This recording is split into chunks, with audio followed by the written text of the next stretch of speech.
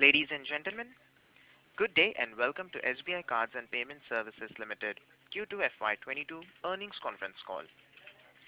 As a reminder, all participant lines will be in the listen-only mode, and there will be an opportunity for you to ask questions after the presentation concludes. Should you need assistance during the conference call, please signal an operator by pressing star then zero on your touchtone phone. Please note that this conference is being recorded. I now hand the conference over to Mr. Rama Mohan Rao Amara, Managing Director and Chief Executive Officer of SBI Card. Thank you, and over to you, sir. Yeah, thank you, Faizan. Good evening, everyone. I extend a very warm welcome to all of you. Thank you for your presence today at the SBI Card and Payment Services Limited earnings call for Q2 FY22. We truly appreciate your continued patronage and trust. I hope you and your loved ones are safe and healthy. It is heartening to see the pace of countrywide vaccination. India recently achieved the massive feat of administering 1 billion vaccines. As a result, majority of the population is now covered with at least one dose. With increased vaccinations and continuing COVID-related precautions, normalcy is gradually returning across businesses, and it is also boosting consumer sentiment. A recent report by IMF has indicated that India will be the fastest growing major economy in the world, with its GDP growth expected to be at 9.5% in 2021 and 8.5% in 2022. This is in line with the RBI's target for growth projection for FY 21-22 at 9.5%. Composite PMI for India sustained at above 55 level in August and September 2021. As per reports, both manufacturing and services sectors have shown steady recovery. While most parameters are positive, global supply chain continues to be strained and is likely to take some more time to normalize. Consumer sentiment too is up and is likely to spur consumer spending. As we have seen in the past, digitization of payments is increasing and is growing further. Consumer spending is moving towards a discretionary products, and a gradual revival in travel is also visible. Continuing with progressive approach, regulators in recent months have introduced many initiatives to further make the digital payments safe for everyone.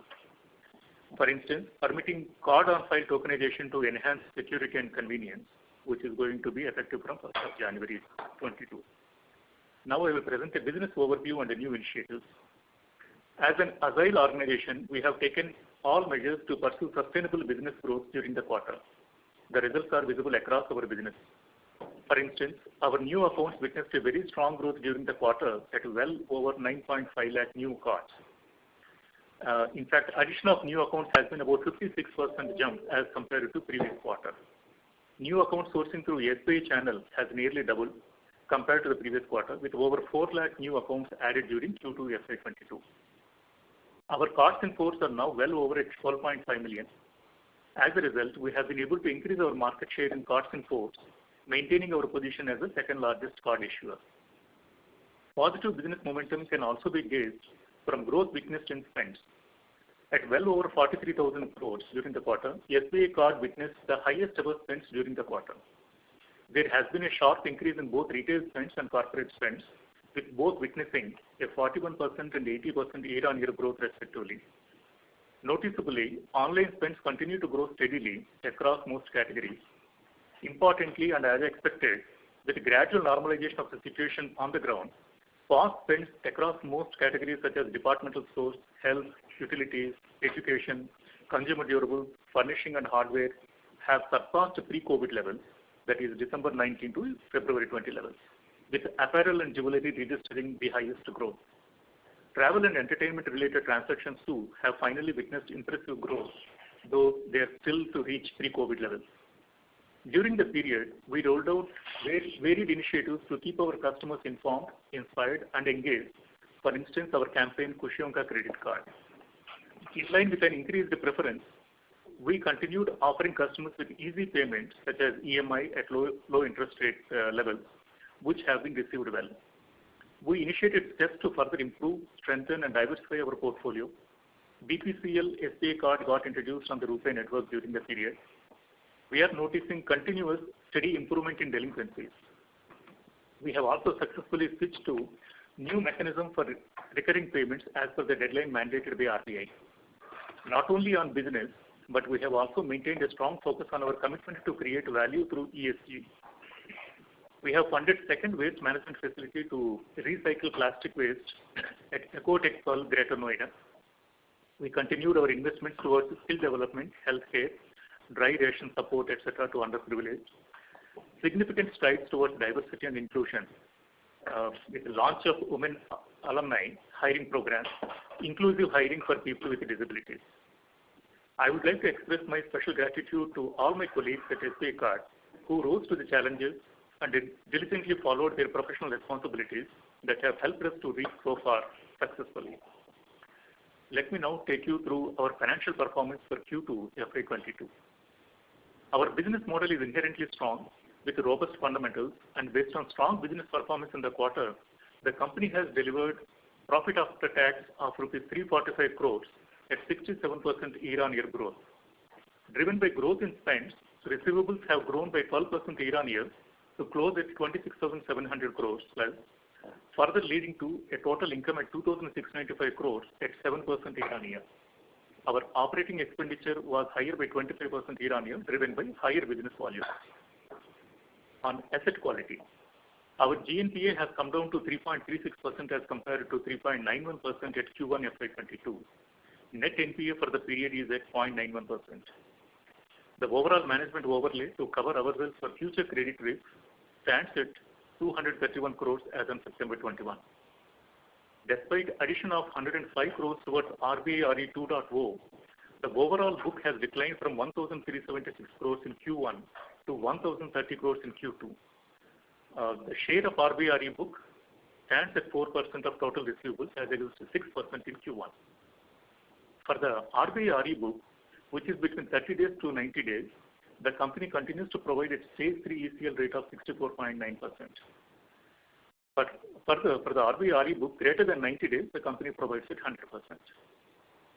Return on average asset for the quarter ended September 21 is at 4.9%, which is higher by 155 basis points as compared to 3.4% for Q1 FY22. And ROAE is at 20.1%, which is higher by 594 basis points as compared to 14.1% for Q1 FY22. On liquidity and capital adequacy, our liquidity position continues to be strong during Q2. Our capital adequacy ratio for the period ended September is at 25% as compared to 25.3% at Q1, Q2 FY21. In Q2 FY22, our Tier 1 ratio has improved to 21.8% from 21% at Q2 FY21. Our liquidity coverage ratio for the period ended September 21 is at 74% as against a statutory requirement of 50%. Our credit ratings remain excellent with A1 plus and AAA ratings by CRISIL and ICRA for both short-term and long-term borrowings. These strong credit ratings by the rating agencies reflect our robust financials. While the future impact of COVID-19 on the company's results remain uncertain, I would like to reiterate that as of now, most of the business activities are back at pre-COVID levels, including sourcing of new accounts and spends on credit cards. During the COVID period, the company has exercised prudence to preserve economic value of the business. While we remain watchful of macro environment, we will continue to pursue all opportunities for sustainable business growth. With that, let's open the call for questions, Faizan. You may please open the call for questions. Thank you very much. We will now begin the question and answer session. Anyone who wishes to ask a question may press star and 1 on their touchtone telephone. If you wish to remove yourself from the question queue, you may press star and 2. Participants are requested to use handsets while asking a question. Ladies and gentlemen, we will wait for a moment while the question queue assembles. Reminder to the participants, anyone who wishes to ask a question may press star and 1. Ladies and gentlemen, in order to ensure that the management is able to address questions from all participants in the conference, please limit your questions to 2 per participant. Should you have a follow-up question, we would request you to rejoin the question queue. The first question is from the line of Anuj Singla from Bank of America. Please go ahead. Yeah, good evening everyone and thanks for the opportunity. So my first question is with regards to the disconnect between spends market share and card in force market share. So the presentation shows we have gained 30 basis points cards in force. Transaction market share is also up 30 basis points, but we've lost around 40 basis points on the spends market share. Seems to be indicating that spends for cards for us is trailing the industry. Can you give some color on, is this related to corporate spends? Because the data we get is for the total spends. Is that where we are losing some market share, or is the retail side as well? And the corollary to that question is, what are we doing something to address this? Yeah, Anuj. Yeah, with regard to your query on the market share disconnect between the cards in force and spends, you are right. To some extent, it is on account of corporate spends. While transaction share-wise, we have been maintaining a transaction share steadily improving. We feel like the competition, perhaps the third largest player, actually recorded better spends. We have seen, like public information is also available in August, where their month-wise, when we look at their spends crossed our spends, that's a fact. When we compared, while the clear-cut information is not available, the breakup is not available in terms of how much of their spends on account of corporate, how much are on account of retail. A comparison of their trajectory in terms of transaction share versus the spend does indicate that transaction size has increased of late for ICICI. That's a clear indication that it's a play of corporate spends. We have adopted a consistent approach. We never wanted to take undue risk in terms of this corporate exposure. Because we feel like with a low margin kind of corporate spends, it is always like we need to be mindful of the risk. Their risk appetite was perhaps, I think, maybe different. We are evaluating the opportunities to ramp up while keeping an eye on the risk. Okay, understood, sir. And the second question is with regards to, again, regarding the disconnect between spends growth and the receivable growth. So QOQ spends have risen like to all-time high, which you mentioned, 31% QOQ growth. But the receivable growth is only 9.4%. And within receivable, revolver in term is only 5.8% on a QOQ. So as the transactors has increased. So one question is it something which we see in the second half as well, where the spends tend to continue to do well, given the festive season, while the receivable growth will remain muted? And the second part is, what is driving this significant rise in transactors? Is it seasonal?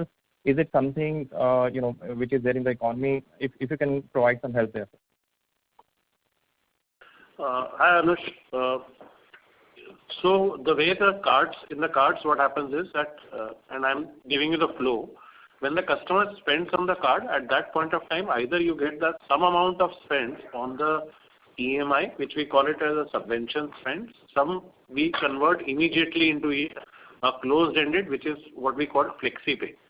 So when you see the spend increase, along with that, the closed-ended loans also have been increasing. The new closed-ended loans have been increasing at a higher pace than the earlier ones. Okay.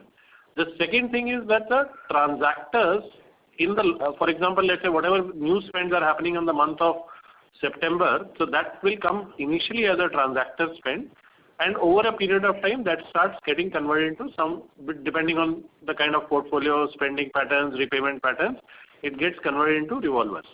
And you are right, it is to a degree the asset built up follows the spends on the card, because unless until there is spends and transactions, the asset build up will not happen. Okay, that is point one. Second thing is the rates are not exactly the same. You will never have, if there is a growth of 100% on spends, then 100% of asset will increase. That is also not there, because there are old asset some of that gets repaid, new assets get built. The percentages vary depending on the profile mix and the consumer behavior mix, which is happening at that point of time. But we are hoping that in the Q2, because of strong spends which have come up, that will build up into asset in Q3. And Q3 is hopefully, as of now, we are seeing very strong. And if there is no COVID overhang, we should be able, that it should give further boost to spends, which again, because that's the input to building the asset. Thank you. Mr. Singla, may we request that you return to the question queue for follow-up questions. Thank you. The next question is from the line of Amit Nanavati from Nomura. Please go ahead. Hi, sir. I have a question on revolver, right? Basically, you've seen, at least at a macro level, you've seen higher attrition and pay hikes for the IT and banking industry in general, right? So salary levels are going up and going up nicely. Does this, historically you would have seen, but just if you can give some sense, does this increase the propensity to kind of leverage through cards, or generally the need to revolve goes down in the transitory period when your salaries are rising and your spends kind of catch up over time? So, can you just repeat the question? I think the line was not clear. Am I audible now? Yeah, better. Yeah. So basically, you've seen, the largest salary segment, right, from an industry perspective would be IT and banking. Here you've seen higher attrition, higher pay hikes across the board. Does this historically, you would have had some sense, does this increase the propensity to leverage through credit cards, or does it kind of, for that transitory period, reduce the need to kind of revolve, which means your revolver book takes much longer time to kind of build up? The spends may go up, but the revolve book may not go up in tandem. No, we have not seen that. Okay. And in fact, in last earlier multiple calls, we have reiterated this. What we see here is, today when the customer is spending, he has multiple choices to convert into a close-ended term loan balance. Okay, so he can convert at the point of sale itself. The interest rates are very low, very competitive, 14%. If he wants to do it at a later date, before the payment due date, anywhere between 14 to 22%, the interest rates are available. So revolving is more from a short-term funding perspective that the customer uses. If he thinks funds coming back to him in next 1 or 2 months, people will revolve in that sense. Okay? Now, given that is the scenario, after COVID and after RE, we had shifted almost 9% of our asset into RE. All that 9% was revolving at one point of time. So now the new cycle has to start after this. So the new cycle is what we see has already started. This new cycle is, first you're getting new customers. That is already upwards of 9.5 lakhs for this quarter. Those customers are spending. We are already seeing that spend behavior coming back. Average spends are higher than pre-COVID level. Now the last step here is that building asset on these set of customers. Even on these customers, the closed-ended asset, the term asset we are already able to see that. It is the revolving balances which we will have to see as to how it comes out. We have been tighter in our underwriting criteria in the last 1.5 years. So maybe it will not go back to the original numbers, but there is still an increase that we foresee in the coming months. Understood. And secondly, if I look at the cost to income ratio, right, you are back because the acquisitions are back, the spends are back, so we are back to that 56-57% kind of cost to income ratios. For the transitory period till such time that the revolver book builds up, right? But your acquisitions are back, the spends are back. Do you see this cost to income ratio now from these levels, at least in the near term, next 1-2 quarters, going further up, or this is where it kind of peaks out? So, Amit, you're right that because what had happened, and if you look at the business in the last few quarters, and we've mentioned this in the past as well, that this was not a pause but a reset. It wasn't that due to COVID, customers stopped spending and the COVID got over, the second wave got over, customers started spending. It's a reset because the profile of the customer, etc., changed. What we've done from our side is that as this reset happened, we had to reinvest into the business. We've got started sourcing aggressively, and that's what you've seen, the Q1 to Q2, the movement in the new accounts. So that requires investment. That's what we've done. The growth in spend, both in corporate and retail, that too requires investment. The market is competitive, so one has to invest in the market to encourage and entice customers to spend. And now this is a cycle that has started. The investment has been done, the spends have come. What it would do is that this is the festival season, say even in Q3, we would definitely need some more investment, and we would like to do that. Cost to income is something we're very, very particular and we would like to bring it back, but may not happen in the immediate 1 or 2 quarters, because this is the time to build the business back. And once we've got the right amount of asset and the right amount of interest-bearing asset, you'll find that our cost to income will start coming down. But this is something that we're very focused on. It's just that the phase of the business requires that at this point of time, investment is required, and then the normal economies of scale will kick in. Thank you, Mr. Nanavati. May we request that you return to the question queue for follow-up questions? Thank you. The next question is from the line of Nitin Agarwal from Motilal Oswal Securities. Please go ahead. Yeah, hi. Thanks for the opportunity. So 2 questions.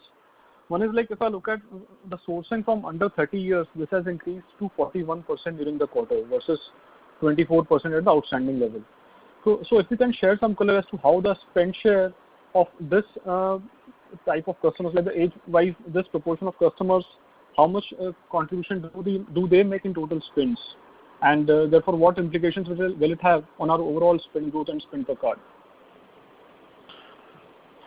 So, as you have seen on the overall basis, that the spend per card is now on a higher level and actually higher than pre-COVID, if we look at it, and especially retail spends per card. The reason why we go for more younger customers is that so that we are there longer with them in their lifetime.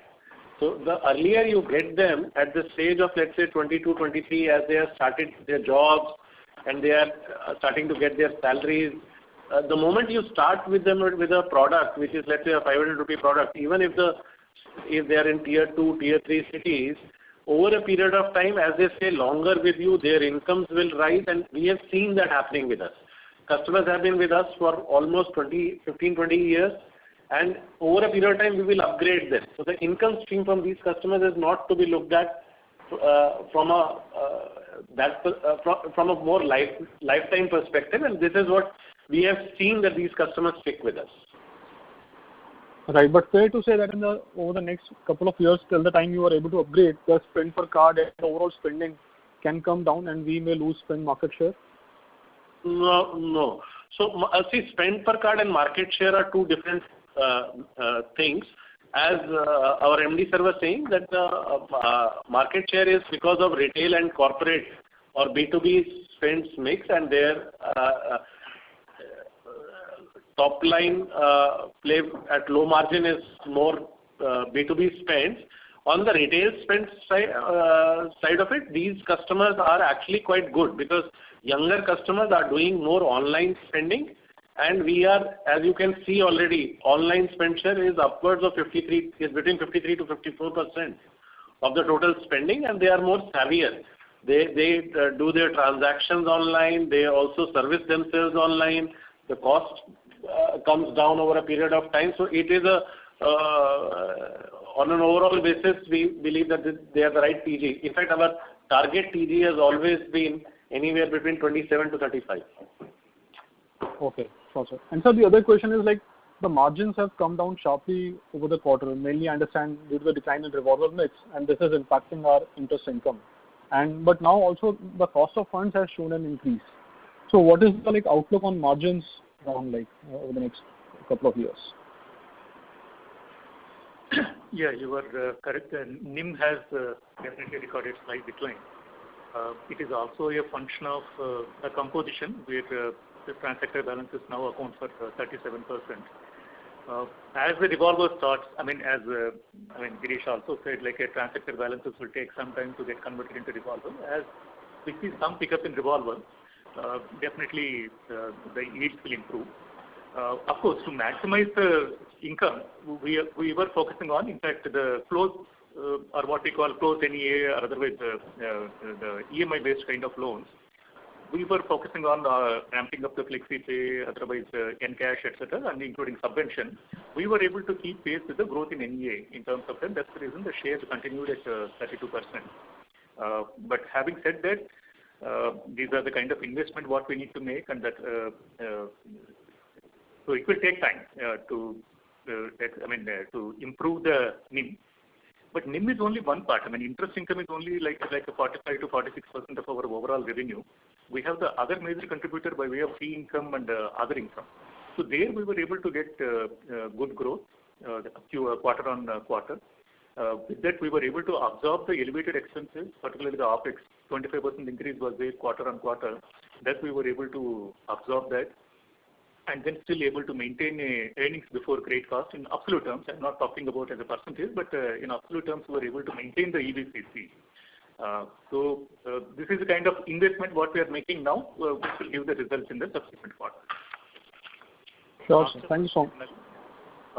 Yeah. So on the cost of funds side, this is more of a play of averages. What we are seeing is our daily cost of fund is more or less the same, and we think that we should be able to maintain this in the coming quarter as well. As Sir said, it's more of a, as the transactors start getting converted into revolver, the yield would go up, and therefore that's what play on the NIM side will come more from the yield rather than from cost of fund. Cost of fund would more or less be static. Sure. Thank you so much. Thank you. The next question is from the line of Subramanian Iyer from Morgan Stanley. Please go ahead. Hi, thanks for the opportunity. I had a question on asset quality. So if I just run some computations, what I see is that the net slippages for the quarter were roughly about 585 to 600 crores, and so it is broadly flattish quarter on quarter. So how should we think about this going forward? While COVID third wave is obviously an uncertain thing, but other things remaining the same, would you expect this number to come off pretty sharply and normalize? So if you were to look at our overall GNPA, they have been sequentially declining quarter on quarter. So we were 4.99, we came down to 3.91. This quarter we are down to 3.36. And as you would notice, a lot of our stress book is getting written off and running off. So as more and more of the stress book goes out, we should see this on an improving trend. So you're right, this should improve over, everything else remaining unchanged. We should expect this trend to continue. Okay. I think the reason I was focusing on net slippages because the NPA going down is also a function of write-offs. Point taken that you expect to improve. The other question was on basically we should think about this jaws between income growth and cost growth and maybe medium term over the next 2 to 3 years. Do you expect to see a bit of non-linearity in costs and income growth over medium term, or as you said that you need to keep investing for some time? So when you look at the income growth, as Sir had mentioned, while the interest-bearing asset, especially the revolver side, was on the lower side, we got the income from the fee and services. As we see higher spends continuing, the trend on spends continue, we'll continue to get that income. It's just that the transactor conversion into interest-bearing asset, whether into an EMI or the revolver, that would change the game. In the near term, I would say that cost to income could remain elevated because we would like to pump in a little bit more money into the market. One is the competitive scenario. Second is it's the rebuilding of the business because 1.5 years you've seen that the spends were moving. It was not a clear line of growth. It was coming up, but because of some disruption or the other, it would come down. This is the first time we are seeing that in the last 4 or 5 months. especially from June onwards, there is a trajectory of growth. So this is the time to invest into the business. The jaws on income and expense at this point of time, I would say that from the business side, we look at it time to invest. So even if the cost to income remains slightly elevated, that's fine. The moment these customer spend starts converting into asset and asset into interest-bearing asset, you'll find that the cost to income and the operating leverage, everything will start moving in a different direction. So that's how the business will work, and that's how we are looking at it, and that's how we are working towards investing into the business. Thank you. Mr. Iyer, may we request that you return to the question queue for follow-up questions. Thank you. The next question is from the line of Dhaval Gada from DSP Investment Managers. Please go ahead. Yeah, hi. Thanks for the opportunity. I had two questions. First is just on the revolve rate. I just wanted to sort of clarify, how when do you see, the company return to about 38 to 40% revolve rate, which we had seen pre-COVID. In your experience in the past, how many quarters does it take to build up that kind of level from current 27% odd level? And the second question was around, you've been working with some of these fintech companies on the small ticket products, unsecured products. Just wanted to understand, would you be able to give some size around your pay later business with these companies in terms of number of customers or the monthly volumes that you do with these partners today? Yeah, those were the two questions. Thanks. I think with regard to your query on the revolver, I think last year when we compare the asset composition vis-a-vis the last year's corresponding time, I think it is at an elevated level of 34-35%, mostly on account of this moratorium, which actually where no repayment was envisaged or no repayment was demanded unless and until voluntarily it was paid by the cardholder. That definitely resulted. Ideally, also we would like to have a one-third. That is typically a kind of stable state kind of composition. But as we responded earlier to one of the queries, the last 1.5 years we have tightened the risk filters in order to tackle the asset quality. Automatically, that brings in a kind of less risky customers who may have lesser propensity to revolve also. And now we are seeing asset quality is improving steadily. So we are recalibrating our appetite in a gradual way. So obviously that will also permit slightly a new segment of customers who can add to the revolver.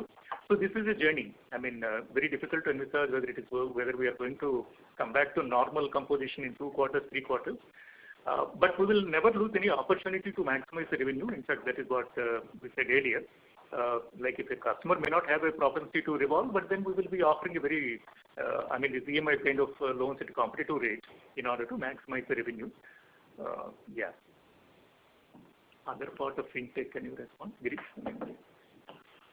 So we have no specific tie-ups as of now with any fintech on giving small ticket because we are doing credit cards only. Only thing that we do here is that all our customers are able to, when they are making a transaction, we have tied up with a lot of partners so that they can convert their spends into a pay later of 3 months or 6 months or 9 months while purchasing the goods itself, and especially on the online. So all these facilities are available on Amazon, Flipkart, Paytm, almost all large top players. But he has to have a SBI credit card to avail that facility. And we see very large volumes there. We have not declared the numbers, but the volumes are very large when in our customers itself who are utilizing this facility. And that would be part of our EMI book, is it correct? It is part of our term loan book, yes.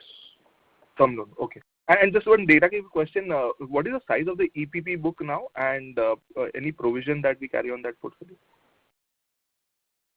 EPP should be very small. EPP is insignificant and it's in the normal course of business. We don't even call it out.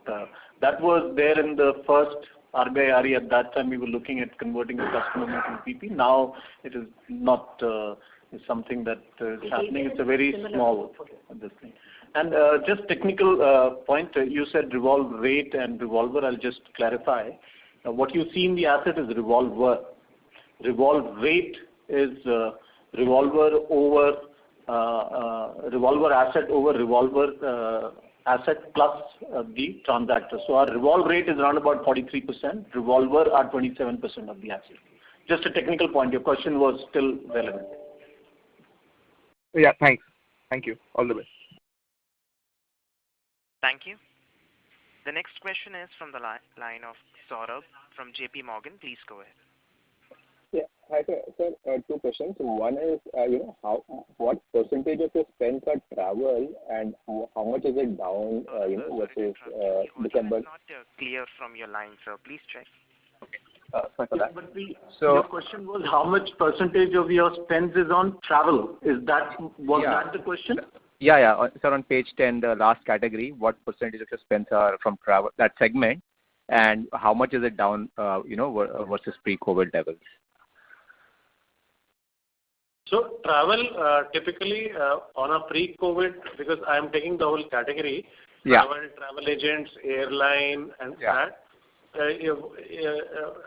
Because there used to be a variation on a monthly basis, but would fall anywhere between early double digits. Okay, so it used to be that. At this point of time, as we have put in our investor presentations, it is lower than pre-COVID number. Travel, entertainment is actually the only category which is lower than pre-COVID. Rest everything has gone up, and the best part is that the point of sale also has gone up versus pre-COVID. So this travel and entertainment as a category is still down, primarily because overseas travel is still not opened up and international travel has to go up. Domestic travel we see is almost close to normal. Yeah, sir. And how much is it down versus pre-COVID? I mean, can you quantify that percentage? Okay, so it is around, it would be around 2/3 to 70% of the pre-COVID numbers. Okay, got it. The second, sir, is on this pay later thing. So, some of the other private banks have launched a separate pay later option, for their customers. So, will it be a fair understanding that if SBI would launch the pay later option, that should rest within SBI Cards? I mean, it will flow through SBI Cards, or that can happen separately as well? We cannot comment, or we don't know what's the strategy of SBI in terms of BNPL. But as far as we are concerned, like a credit card, you are already aware, it is always like a BNPL plus. So, but the space is interesting. Definitely, a lot of buzz is there, a lot of activities happening. Number of players new players are entering that space. We are watching it closely, and as a segment, we feel like it's a different segment, slightly different from a matured credit card customer base. But it is like expanding the market. So it is like mostly it is new to the credit kind of segment of customers. It's a very, very thin file in bureau, that kind of segment. Once they evolve, then they can become like a credit eligible for the credit card, giving credit cards also. So we see it as a kind of opportunity. They are just observing, but we don't know much about SBI's plan.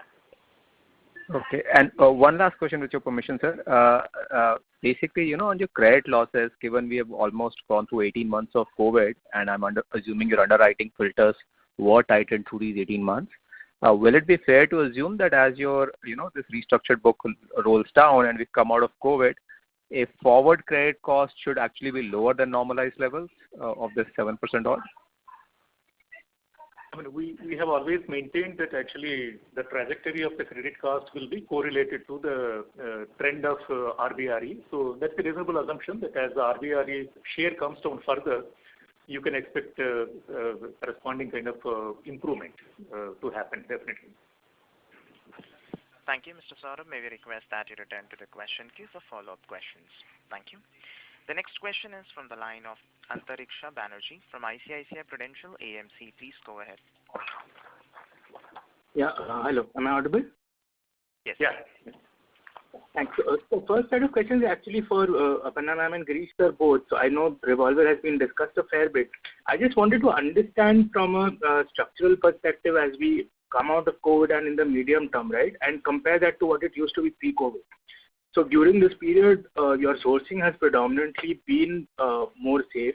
And if I look at this quarter's chart, it's more from, it's less from category B salaried customers.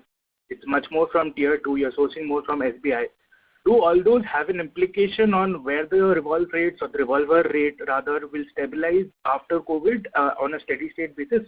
And what's the roadmap from getting from this 27 to the 1/3 of the 33 that you aspire to be?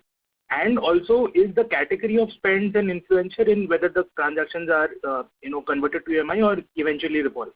In the sense that the travel is the only one which is lagging. Is that also correlated with the fact that revolver balances are not picking up?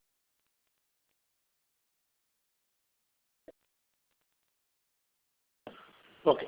So, two parts to your question. I'll try and answer the first part, actually the second part. Yes, there are certain categories which are more amenable to converting into the EMI products. And these categories would be consumer durables, specifically purchase of smartphones.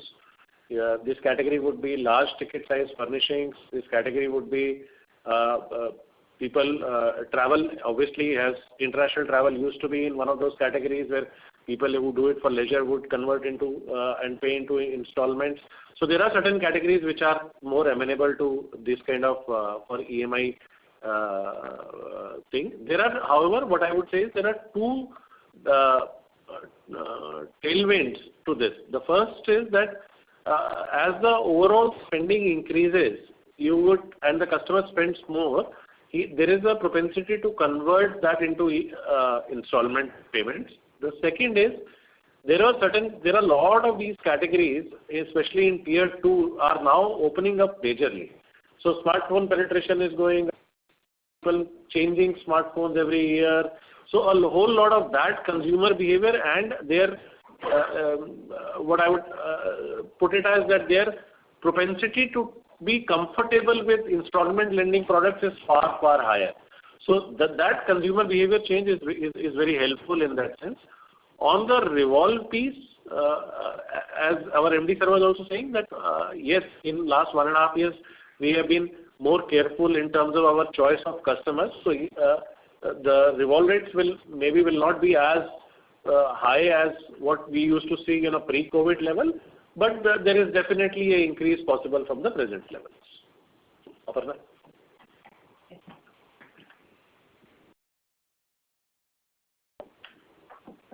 Thank you. Mr. Banerjee, may we request that you return to the question queue for follow-up questions. The next question is from the line of Abhijit Sakhare from Kotak Securities. Please go ahead. Yeah, hi, good evening. First question is on the tokenized payment product. Just wanted to broadly understand what's been the user adoption of this particular product. Specifically, customers using SBI cards at an offline location and paying through a QR code specifically. At the back end, it gets paid out using SBI cards, but the front end is essentially some form of QR code out there. Yeah. So your tokenization is, while I'll come to tokenization, but the simple one is the three trends. First is point of sale is growing and it's come back to pre-COVID. The second point which you mentioned was around so tap and go is now more than one out of four transactions on the POS is tap and pay, with RBI increasing it to 5,000. That has helped quite a lot. People don't want to touch things and the tap thing is working out quite nicely. On the Google Pay and Samsung Pay and wherever we have done the tokenization, so every month we see a higher increase in the customer adoption in terms of numbers. But the numbers are still not very high. It's still early stages. It is now getting in. So while we can send you the numbers later on exactly what it is, but the numbers are at very early stages on this one. Sure. Second one is on reward points. What's the general utilization of reward points that you've seen over the years? And the question is in the context of why don't we go into full cashback and offer some sort of an instant gratification?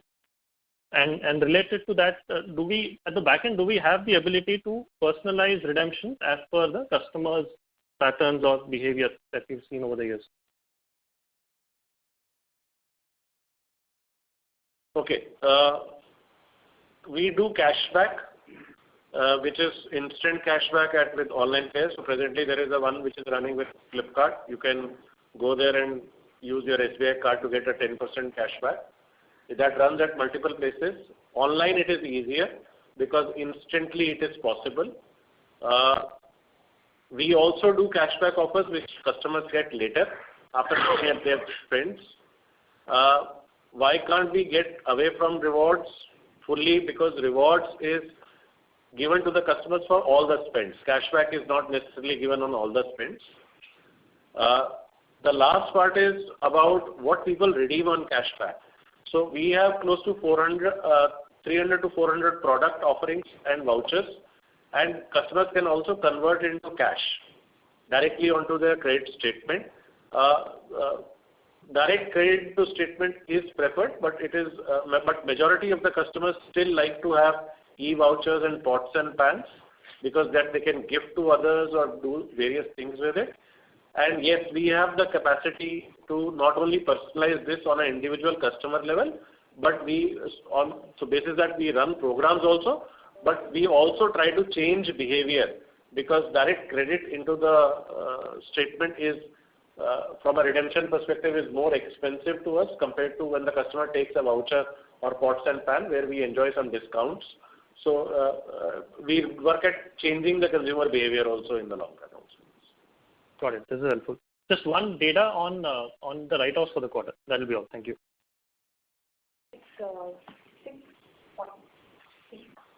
647. Yeah, you can work it out. Give it the number. How much is the number? 647.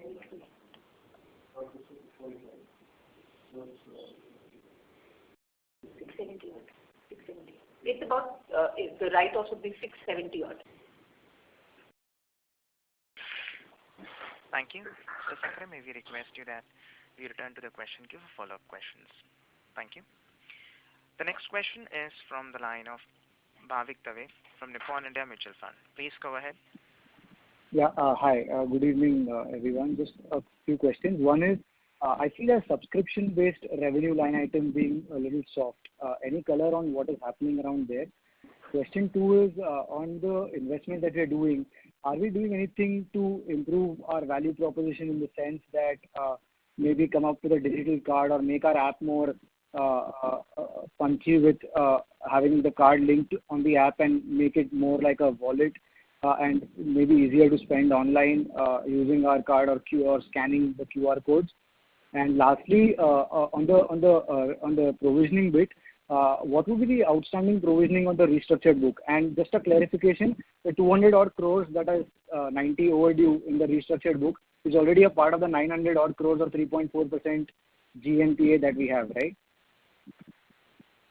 Yes. So I think just a correction on the earlier one, I had mentioned the gross write-off is 670. This should be about 640 odd. That's the right number.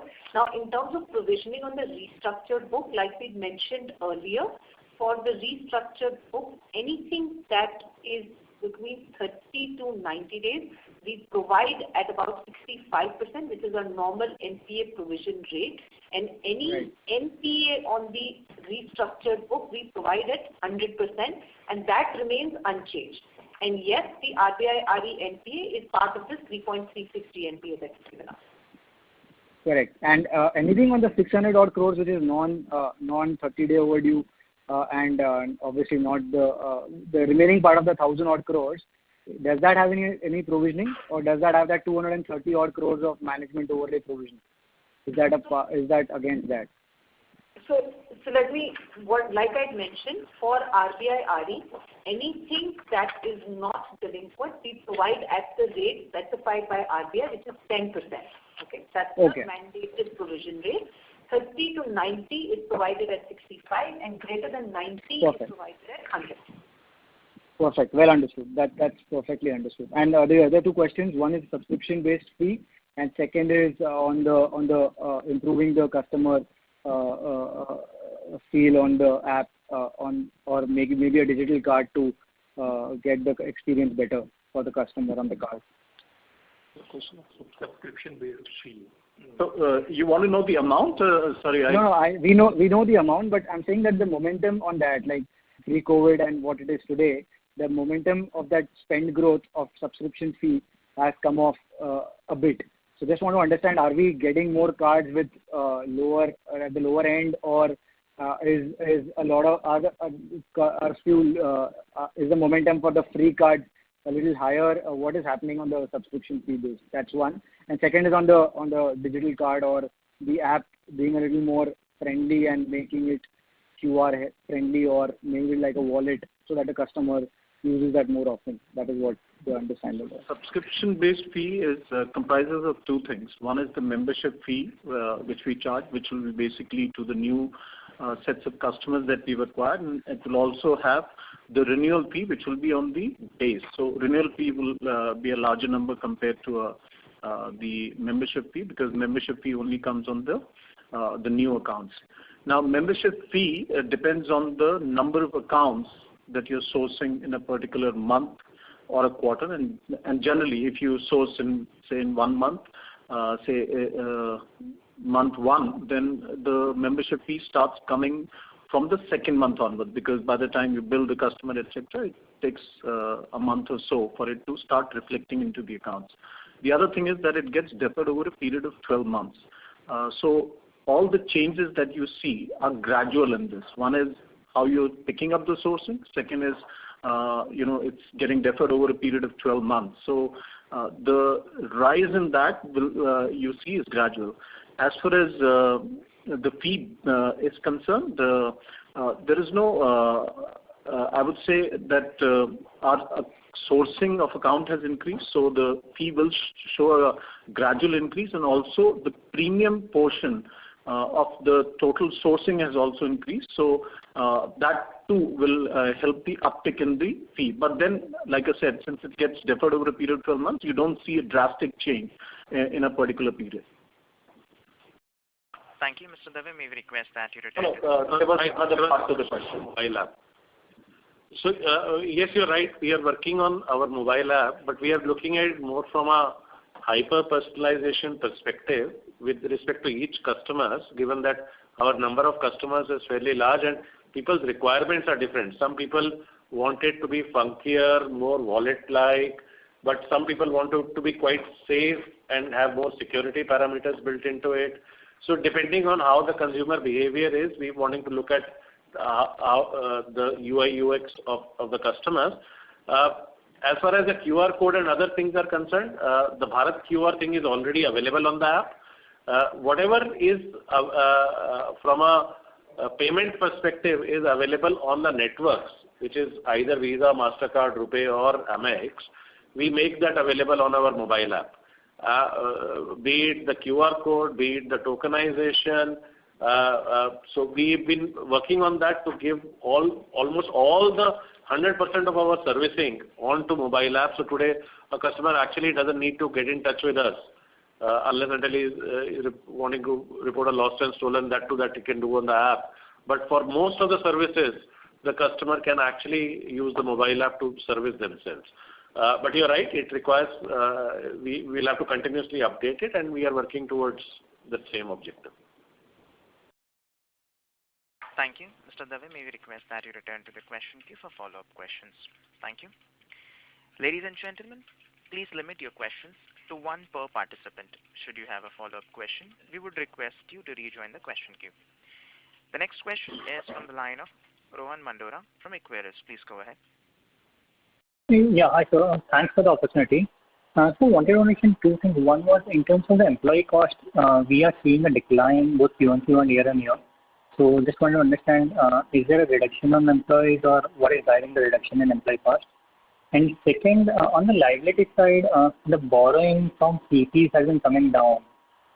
So earlier we had indicated from an ALM perspective, the CP composition fits into the scheme of things, but is there a change in strategy there in terms of the borrowing mix?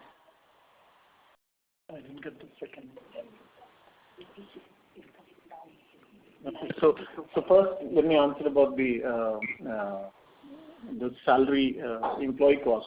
Now, a couple of things. It has the cost of ESOP also. So a bit of accounting related thing as to how much charge has come, and nothing as such that we reduce the number of employees, etc. It is more the average headcount as a marginal change. So it's more of an accounting related this thing rather than anything else. So no reduction in headcount, etc. Yes, we haven't really increased the headcount. It's more or less stagnant at that level. So it's more to do with that. Sorry, I didn't get the second part of the question. If you can repeat that. So in the borrowing mix, if you look at it, the commercial paper CP borrowing is at 6% in Q2 FY22. And if we look at the earlier part of FY21, it was around 15 to 20%. So, so from the ALM perspective, as you had indicated earlier, that CP does make sense because most of our assets are short term. So is there a change in strategy wherein we will have a lower CP incrementally because that would have probably some impact on them? Yeah, so let me answer this. One is when you say that our assets on the lower side, so one should borrow short term. No, it's not really like that. There is a core asset which is always there, so you need to borrow at different intervals as well. So that's the first thing. CP again depends on how much we borrow largely on the working capital limits. So we have a large working capital limits, and working capital limits. What happens is if you look at it, the last few quarters, our asset buildup was not so much, and that was mainly because of the COVID-related this thing. And while we had higher working capital limits, so to avail of CP facilities, you need to be utilizing your working capital limits to a certain specific percentage. If your utilization is lower than that, then the CP is not available. What we did was, since in the previous quarters it was our working capital utilization was lower, we did not go to the CP market. We relied mainly on the consortium borrowing.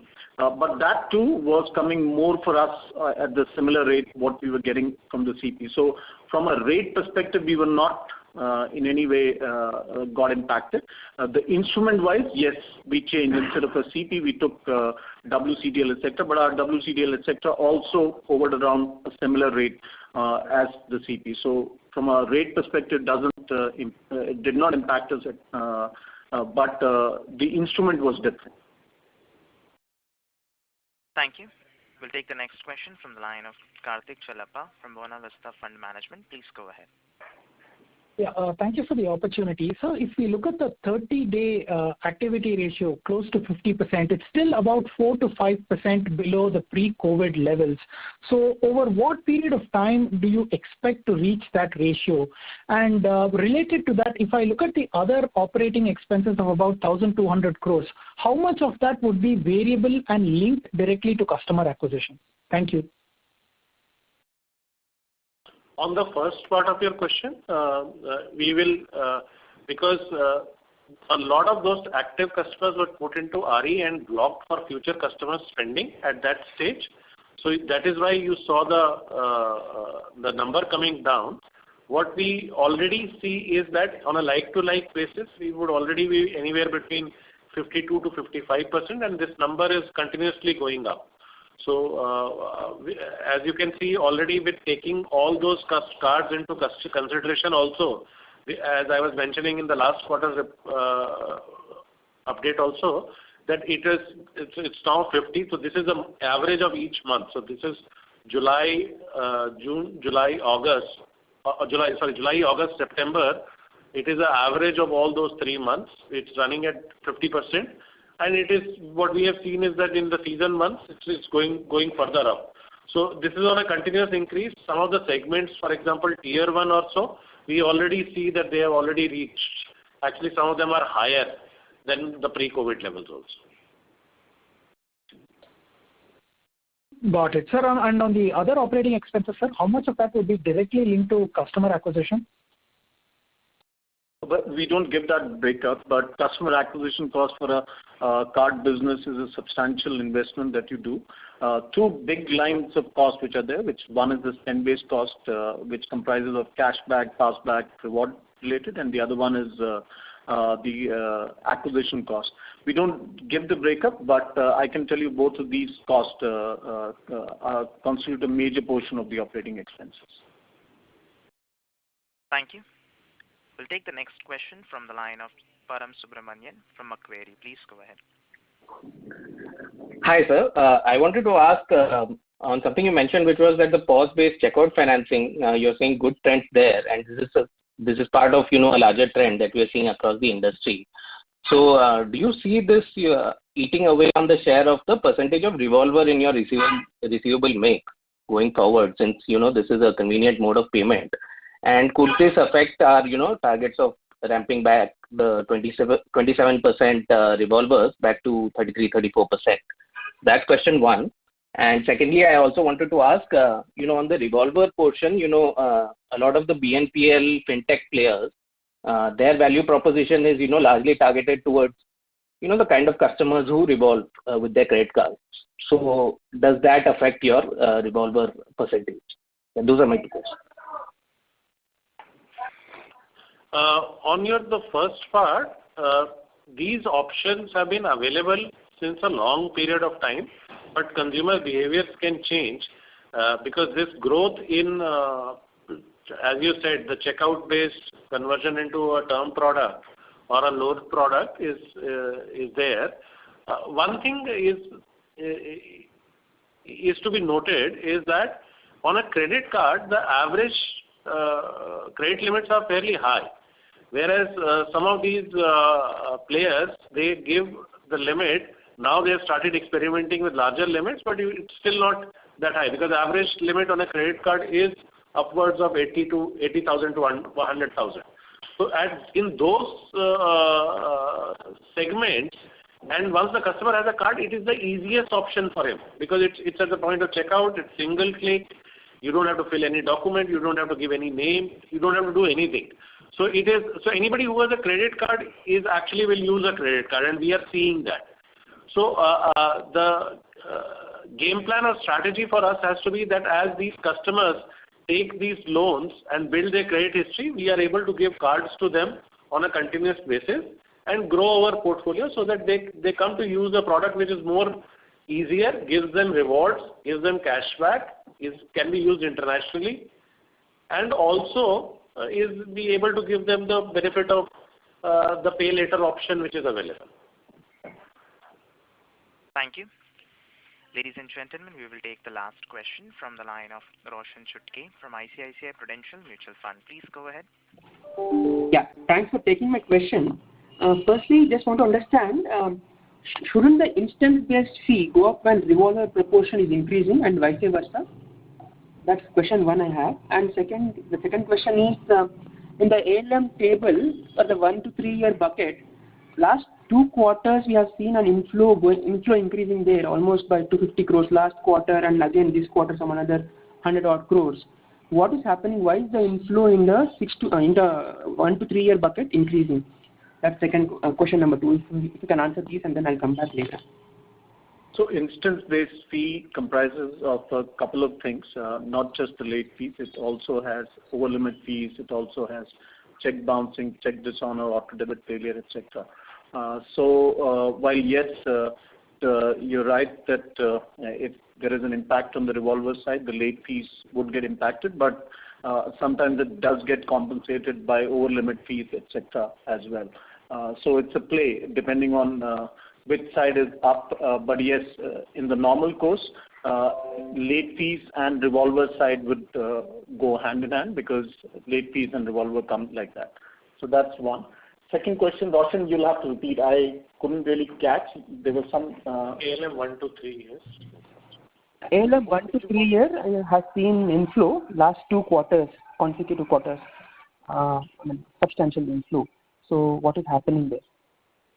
So in ALM 1 to 3 years inflow side, you have the the EMI portion of our assets, which is there. So as we are increasing, if you look at it, even though our EMI percentage has remained at 32% quarter to quarter, but that 32% has been maintained on a increased asset base. So and also the kind of EMIs that we do, there is short-term EMIs relating to subvention FlexiPay. Then there is a long-term one on the in-cash side, which is greater than 1 year and goes up to 3.5 years. So that one is also rising, and that's what impacts the inflows into 1 to 3 years. And how should I think about the stage 2 assets number, the 11% odd number? How much of that is typically what is the experience? How much of it flows forward? Sorry, can you repeat? The stage 2 assets number, which is about 12%, slightly less than 12%. How does it? I mean, how is the behavior generally? How much of it flows forward? I don't think we really, we've not given that flow rate out and how much of stage 2 goes into stage 3. However, I think on a broad basis, I can tell you that we've seen an improvement in the absolute stage 2 itself quarter on quarter. I think like we mentioned earlier, as some of our stress pool gets out, the fact that our stage 3 assets are in general coming down, it's on account of 2 things. One, of course, is that the stress pool is getting out, getting written off, but incrementally, whatever we've been booking in the last 1.5 years, we have significantly tightened our credit criteria. So the quality of the book of the last 18 months is actually quite good. So overall, we are finding that slippages in from 1 to 2 as well as 2 to 3 are showing an improving trend. Thank you. Ladies and gentlemen, that was the last question. I would now like to hand the conference over to Mr. Rao, MD and CEO of SBI Card, for closing comments. Thank you, and over to you, sir. Yes, thank you, Faizan. So with markets steadily reaching the pre-COVID levels, increasing consumer confidence shows that Indian economy is on a recovery path. So higher consumption trends visible in the ongoing festive season also indicate the same. We will continue to follow healthy financial and corporate governance principles, which form our core strength. Before I conclude, let me wish all of you a very happy festive season. Thank you. Enjoy the festivities and stay safe. Thank you all. Thank you. Ladies and gentlemen, on behalf of SBI Cards and Payment Services Limited, that concludes this conference. Thank you for joining us, and you may now disconnect your lines.